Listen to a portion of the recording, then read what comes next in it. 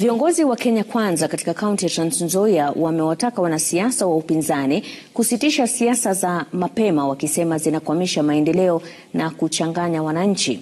Wamesema taifa linahitaji mshikamano na si mivutano ya kisiasa, na kwamba upinzani unapaswa kutoa hoja za kujenga kwa heshima badala ya kuandaa maandamano yasiyo na mpangilio. Aidha, wamewahimiza vijana kuepuka kutumiwa kuzua vurugu. Collins Chitebai anatueleza zaidi.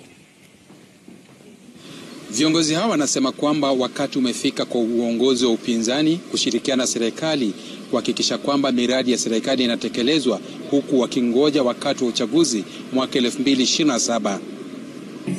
Hatuwezi kufanya siasa kila siku. Nyinyi mnataka siasa ama maendeleo? Wale wanakuja kusumbua wakifanya siasa. Kuna uchaguzi inafanywa leo?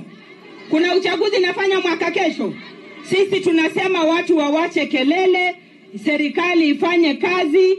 Scorecard ya serikali itawekwa mezani 2026, tukiapproach 2027 kwa siasa, ili tuweze kujua kama hii serikali ilifanya kazi ama haikufanya kazi.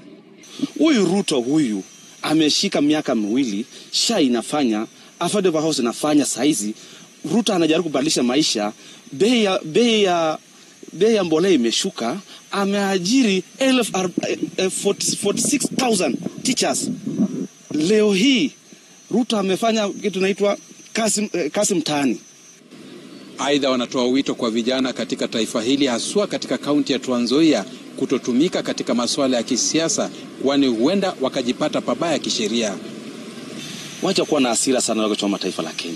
Na mimi nataka nimueleze vijana wetu, hamjui maana ya amani.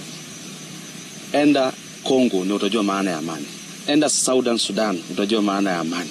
Tafadhali naomba vijana wetu tuaje kutumika na viongozi ambao wanataka kutumia nyinyi waingie katika uongozi. Ndio kauli ya viongozi, huku wakitoa wito wa amani baina ya wakazi wanaoishi katika kaunti ya Trans Nzoia, kuhakikisha wanaishi pamoja bila kuingizwa katika joto la kisiasa baina ya serikali na upinzani. Kutoka kwangu hapa katika kaunti ya Trans Nzoia.